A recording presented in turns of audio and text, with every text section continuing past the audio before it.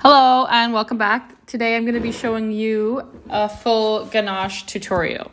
So ganache can be used to fill cakes, to top desserts, and the most common thing I use it for is a chocolate drip for my cakes. So starting off, you're going to take heavy cream. So I use 35% whipping cream, but you can also use non-dairy alternatives. I've heard it works really well with almond milk. I've done it with coconut oil before. So the ratio is 1 to 2 liquid to chocolate. So here I'm using a 1/4 cup heavy cream and 1/2 cup semi-sweet chocolate chips. Now the ratio is different depending on the type of chocolate you use, whether it's white chocolate, milk chocolate, dark chocolate, whatever. So this is for semi-sweet. And I'll write the full recipe in the caption. First thing you do is you heat up your liquid in the microwave for 30 seconds and then you pour in your chocolate. I have my chocolate chips in a pasta jar, an old pasta jar, because I buy in bulk and then I store them in little containers so it's easier. I'm getting very behind on this voiceover, but basically you heat up the cream, pour in your chocolate, let it sit for a minute or two, and then you're gonna mix it all up until you get that runny consistency. And then once you're happy with the consistency, you can add in any flavors you want. So I was making this chocolate orange ganache, so I grated some orange zest and mixed that in. You can really do any flavorings you want at that point.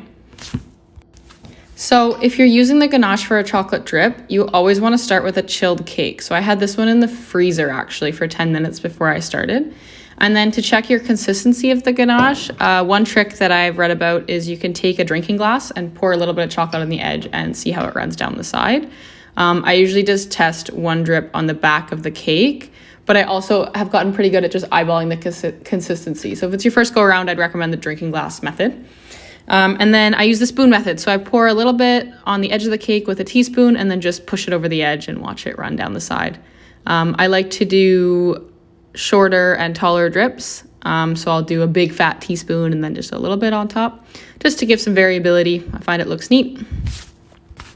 And then you'll see me pulling the chocolate back from the edge too with the spoon, because I don't like when I get that double drip. I mean, it does look kind of cool, but that's not the vibe that I was going for with this one. So pour a little bit on the top, push it over the edge, and then pull the excess back towards the middle.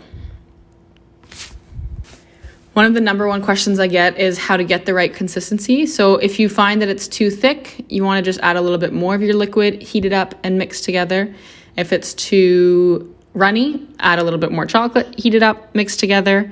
But you always want to make sure that your drip is slightly warm, because it will be runnier when it's warm because the chocolate's heated up. And then when you pour it onto your cold cake, it'll cool as it slides down and solidify as it's running down the side of the cake. So that is how you get the drips to stay in place and not be so long that they actually touch your cake board.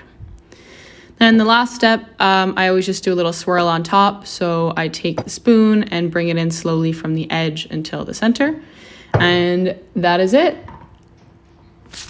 Once you're done your drip, you want to make sure that you put the cake in the fridge to set before you do any decorating on top, like buttercream swirls. Otherwise, they'll just kind of slide around and get sloppy and messy on top. Thank you guys for watching. If you give it a try, please let me know how it goes, and happy baking. Subscribe for more videos, and you can also follow my Instagram and TikTok for regular updates.